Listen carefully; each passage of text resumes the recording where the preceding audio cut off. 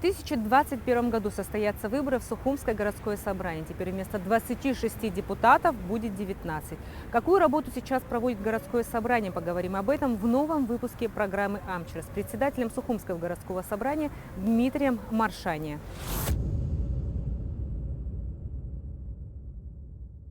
Здравствуйте, Дмитрий. Здравствуйте. В августе месяце текущего года вы были избраны председателем Сухумского городского собрания. Для того, чтобы наши зрители с вами могли познакомиться, расскажите немного о себе. Родился в 1989 году в Сухуми.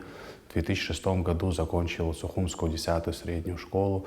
Поступил в Российский государственный торгово-экономический университет, который окончил в 2011 году. Далее работал в администрации города Сухум в управлении экономики. Далее был помощником премьер-министра, помощником депутата. В 2016 году был избран депутатом Сухумского городского собрания. В 2019 году окончил Абхазский государственный университет, исторический факультет. В 2020 году был избран председателем городского собрания Сухума. Наверное, нужно начать все-таки с полномочий и функций городского собрания. Расскажите о работе вашей. Местное самоуправление у нас в городе состоит из органа исполнительной власти, это администрация города Сухум, где главным финансовым распорядителем является глава города, и коллегиальным органом Сухумским городским собранием. Сухумское городское собрание занимается нормотворческой деятельностью, принятие решений, установку тарифов налоговых по городу Сухум, утверждение бюджета городского, дача согласия на утверждение главы города, дача согласия на утверждение начальников управления города, начальника управления внутренних дел. Много функций входит в компетенцию городского собрания. Вот в продолжении темы хочется узнать, недавно была такая дискуссия по поводу парка «Сказка». Как так сложилось, что с переименованием произошли сложности? В 2014 году Сухумским городским собранием было принято решение о переименовании парка имени Георгия Алексеевича Дзидзария.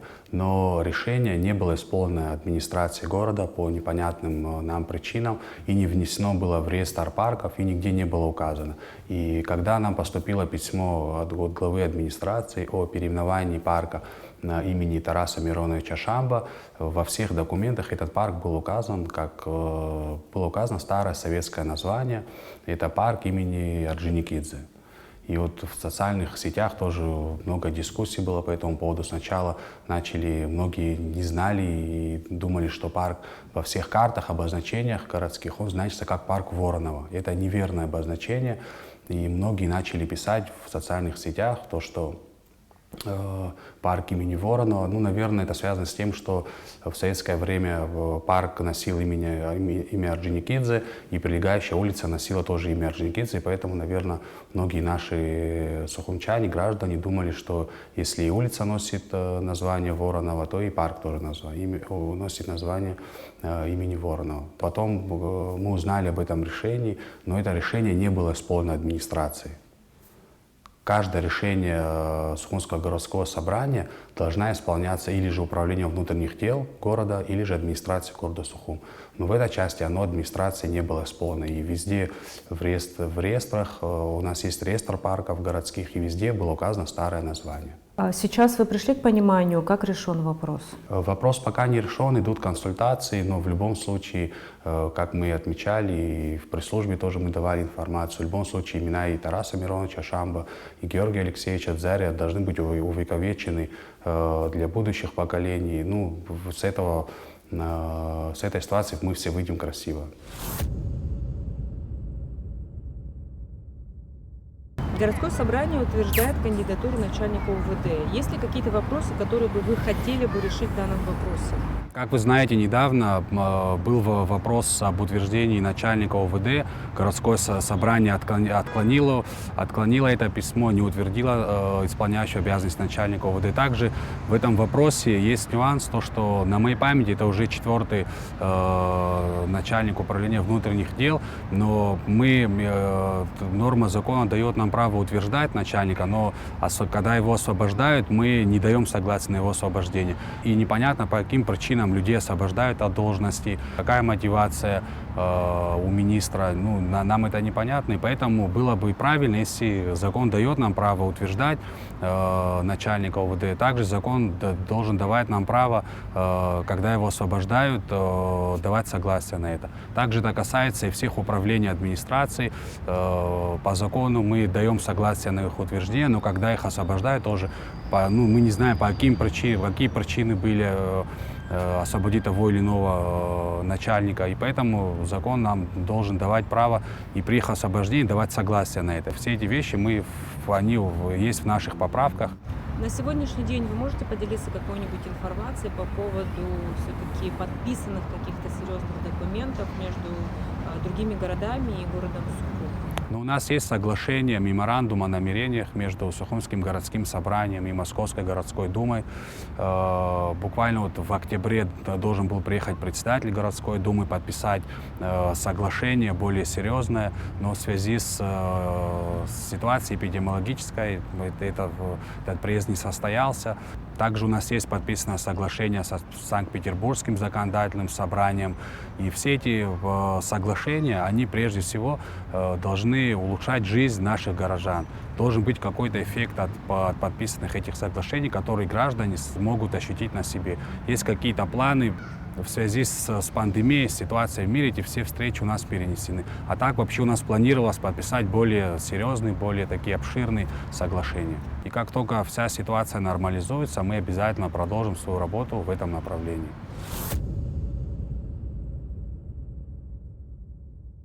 В этом году должны были состояться выборы городского собрания, но в связи с эпидемиологической обстановкой они перенесены на 2021 год.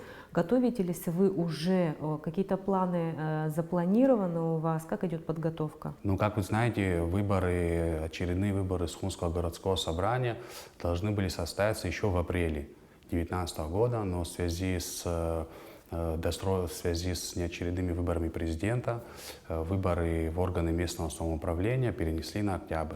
Но, как вы знаете, в связи с ситуацией, в связи с пандемией, парламент принял решение перенести выборы на апрель 2021 года.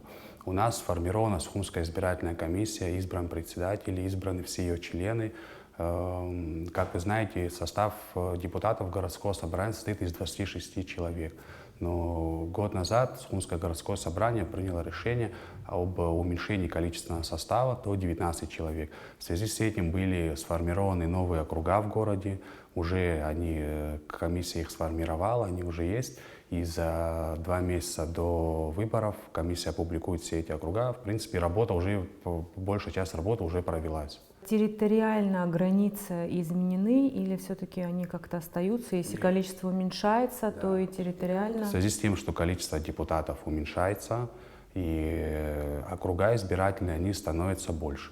У нас на прошлых выборах количественный состав округов, он очень сильно разнился количественно. Были округа по 800, по 900 человек, были по 2000 человек. И чтобы все это упорядочить, комиссия приняла решение сделать все округа примерно в одинаковом количественном размере. Около 2500 избирателей на один округ. О работе горсобрания можете ли вы что-нибудь рассказать за предыдущие годы? Были какие-то достижения или какие-то поставленные цели, которые вы все-таки не смогли реализовать? Ну, как вы знаете, вообще все представительские органы местного самоуправления в Абхазии по закону, депутаты работают на общественных началах, то есть не получают заработной платы и не имеют никаких привилегий, кроме председателя собрания, который работает на постоянной основе. Работа депутатов в основном связана с обращениями жителей по бытовым всяким вопросам, по коммунальным, по благоустройству ближайших территорий. И очень много, в основном вся работа депутатов, она состоит из обращений жителей, где депутаты стараются донести до администрации, до руководства страны проблемы жителей, чаяния. В основном состоит работа депутатов в этом. В 2018 году вы приняли решение о референдуме. С чем это было связано? Ну, как вы знаете, да, в 2018 году Сухумское городское собрание приняло решение о проведении городского референдума, где вопрос был, согласны ли жители города избирать мэра или же нет. Связано это было с тем, что было очень много обращений граждан, и многие люди к нам обращались, которые хотели бы избирать сами мэра.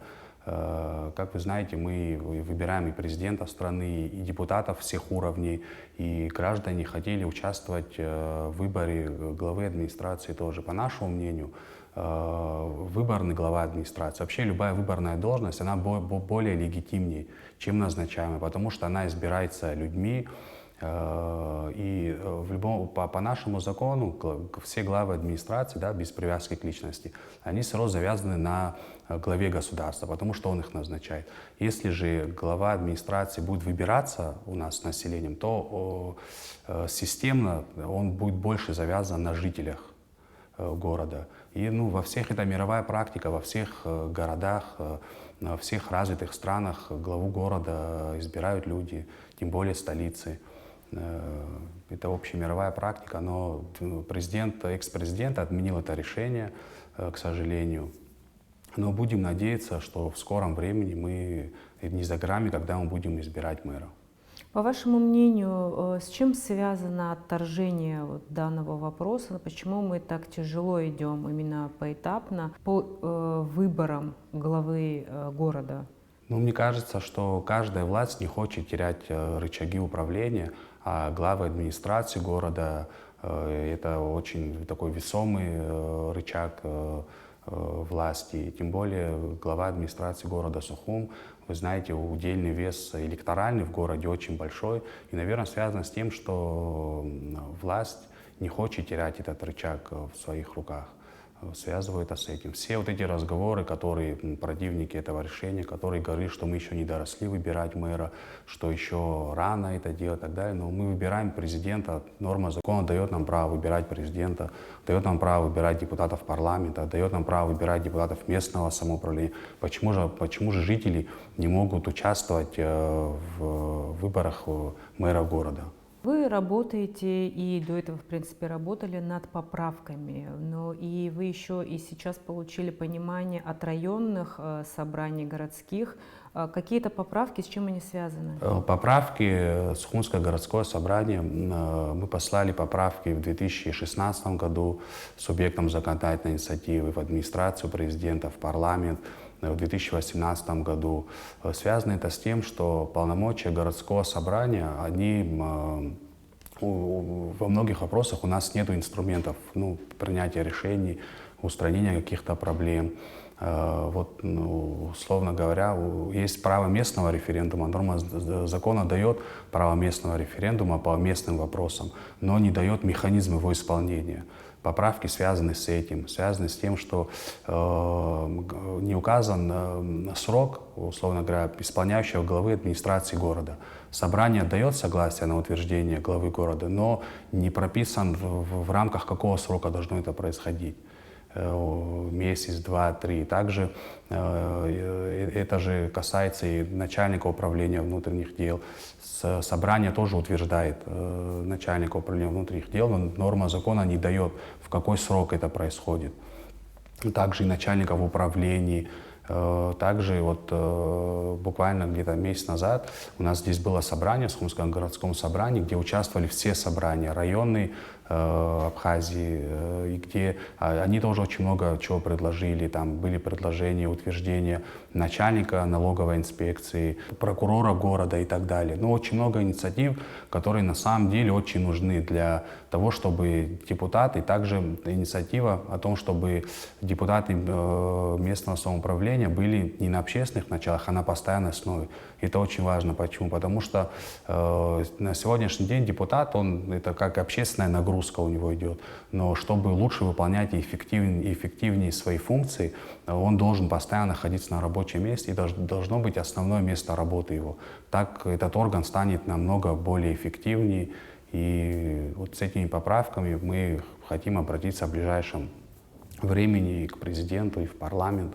Как взаимодействуют депутаты городского собрания с нашими гражданами? Все-таки по каким вопросам больше люди обращаются к вам? Ну, как вы знаете, в основном у нас принято так, что люди обращаются к депутатам, потому что они их выбирали, они их знают, они как бы им ближе. И поэтому по многим вопросам, в основном это все вопросы коммунального характера, бытовые вопросы, связанные с ремонтом дорог, с освещением, с благоустройством дворов, с уборкой территории, с ремонтом крыш. Вот по всем этим вопросам граждане обращаются к депутатам местных самоуправлений. И чтобы они, возвращаясь к прошлому вопросу, чтобы они больше имели полномочий в выполнении этих работ, и им тоже надо, депутатам нужно отделить большими полномочиями.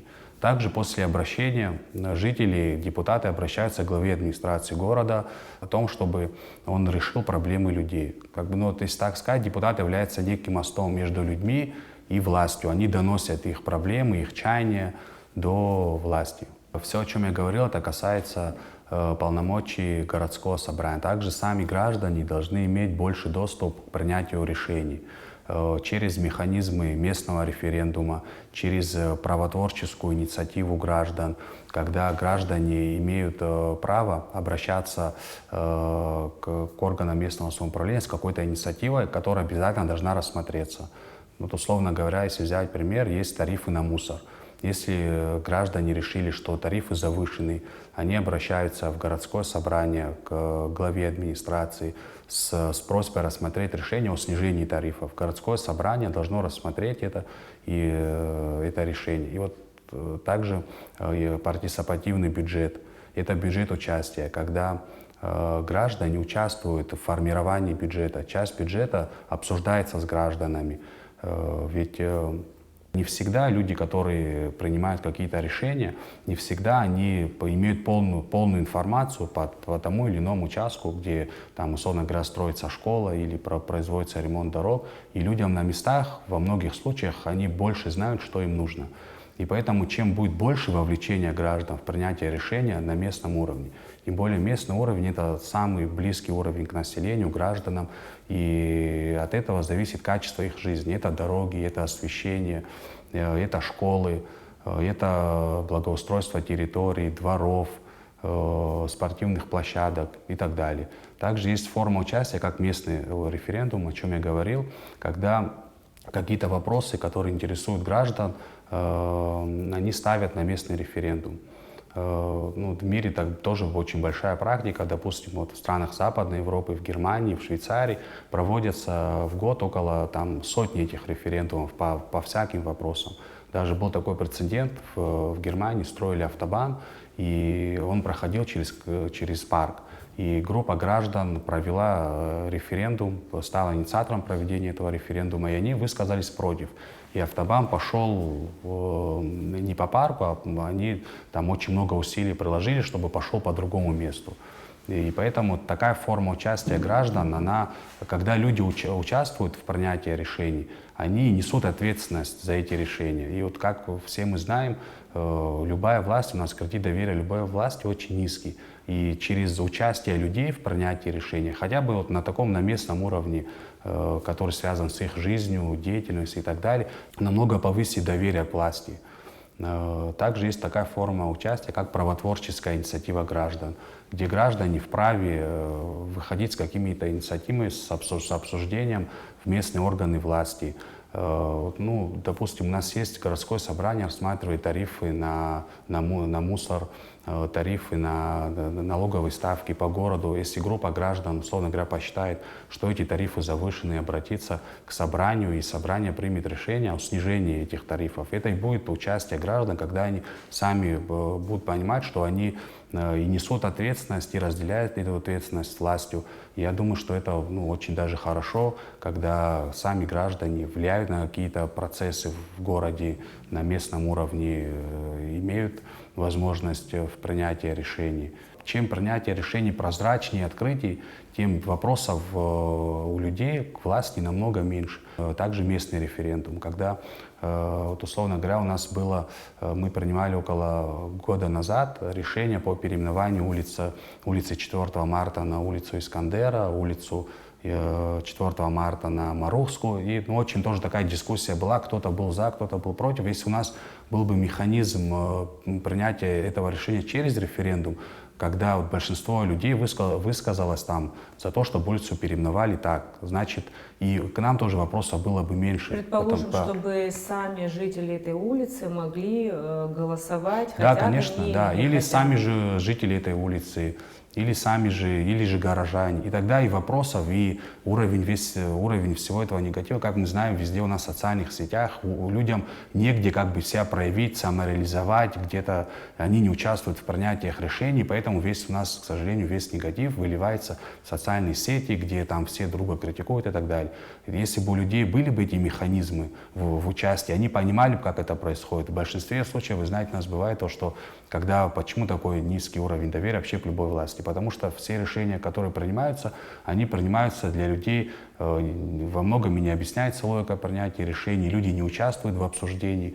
И вот чем больше люди будут участвовать в обсуждении, чем больше у нас будет, чем больше норм закона, которые будут давать право участвовать граждан, тем у нас, я думаю, уровень негатива вообще в общем и напряженности в обществе намного спадет. Поэтому особенно на местном уровне очень много у нас механизмов должно быть разработано, которые на самом деле намного улучшат жизнь. Да, также вот, люди на местах, жители района, они всегда лучше знают, они лучше осведомлены, что им нужно. У нас зачастую бывает так, что кто-то принимает решение, высокопоставленный чиновник и так далее, принимает какое-то решение, которое влияет на дальнейший уровень их жизни. Но эти люди внутри, они могут во многих случаях на уровне местном, они могут лучше и качественнее и знать решение проблемы, и просто нужно допустить людей к участию. Тот же бюджет участия, партиципативный бюджет, первая практика была в Бразилии в 1989 году в Порту-Алегре. На то время Бразилия была страна с авторитарным режимом, самый высокий процент социального неравенства в мире, и очень большие протесты были. И после этого власть пошла на этот шаг, когда людям дали доступ к формированию бюджета.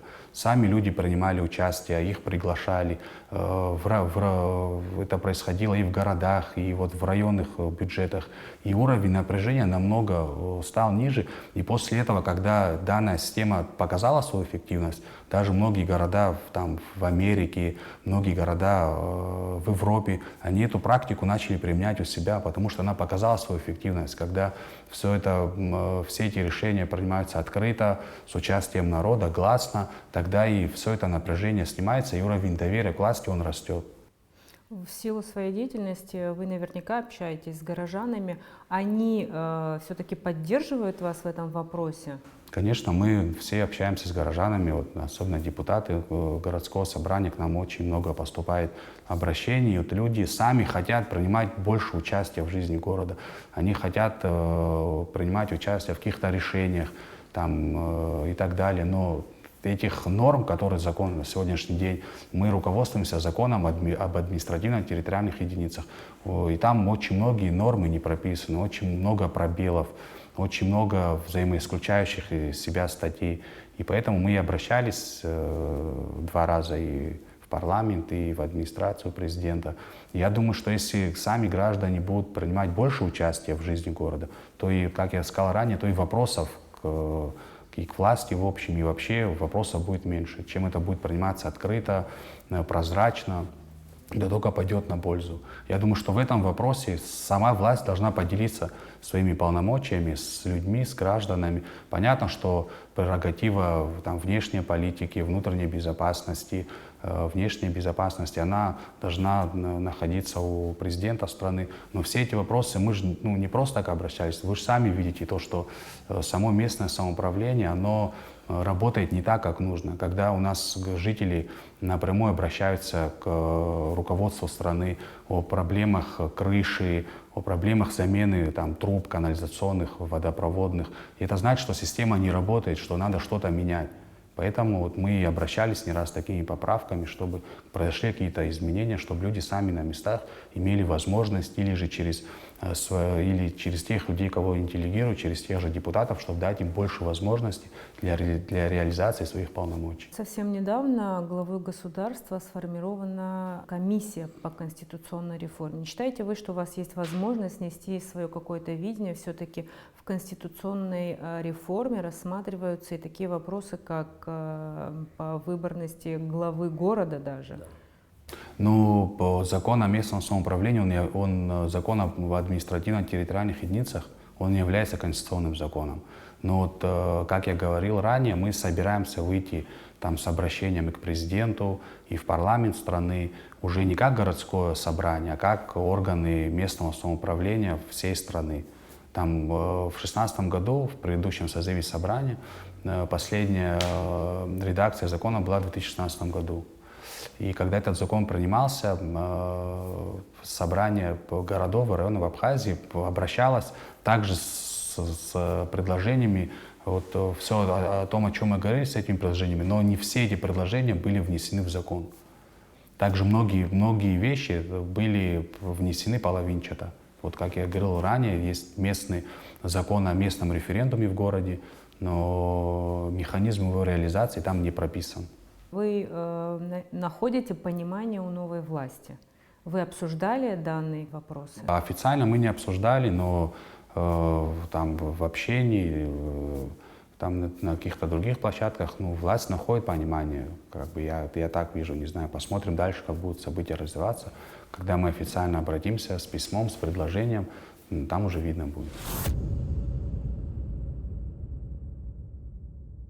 Уже конец года. Что вы можете сказать по бюджету города? Рассмотрен, сформирован, утвержден. Что там сегодня? Как вы знаете, администрация города формирует бюджет, городское собрание принимает бюджет.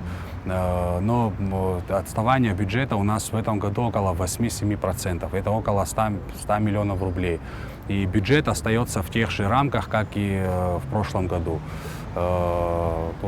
Буквально недавно нам пришел проект этого бюджета, который мы будем принимать. Но здесь тоже есть такой нюанс, что парламент уже в первом чтении рассмотрел республиканский бюджет. И было бы, наверное, правильнее, когда сначала все городские собрания утвердят бюджет, и потом он должен уже приходить в парламент. А здесь зачастую у нас получается, когда парламент уже принимает бюджет, впоследствии в администрации городов районов спускают их уже в местные собрания, хотя бюджет республиканский уже был принят. И это тоже вещь, которую нужно поменять, когда сначала должны принимать на местном уровне и потом уже принимает парламент бюджет. Скоро Новый год, и все-таки как вся страна, так и город готовятся к празднику, но мнения людей разделились на за и против в связи со сложившейся ситуацией. Нужно ли создавать праздник, безопасно ли все-таки? Что думает насчет этого городское собрание? У нас буквально недавно на прошлом заседании была бурная дискуссия по этому поводу. У нас было очень много опасений, связанных с тем, что, как вы знаете, будет установлен каток, будет установлена елка у нас, и это масса мероприятий, где будет скопление граждан. И было у нас очень много опасений, каким образом администрация города будет соблюдать все карантинные, все эти меры, но администрация города присутствовали на заседании и сотрудники управления внутренних дел, и нас уверовали, что все меры предосторожности будут соблюдаться, всем и масочный режим, средства личной личной защиты будут раздаваться людям, то что все меры предосторожности будут соблюдаться. И такой как бы момент, то что, как вы знаете, у нас уже практически год мы живем, весь этот год мы живем в таком жестком карантине, и дети в школу не ходят, большое время в садик дети не ходили, поэтому как бы здесь такой момент, многие избиратели сами нас просили, чтобы была возможность у детей хотя бы провести этот праздник, прийти на елку, на каток, чтобы какой-то хоть у них было какое-то разнообразие, а то многие дети сидят дома, и многие наши избиратели просили о том, чтобы была такая возможность у детей прийти на елку и справить Новый год. Дмитрий, спасибо большое за интервью. Мы желаем вам дальнейших успехов в вашей работе. Спасибо. Спасибо.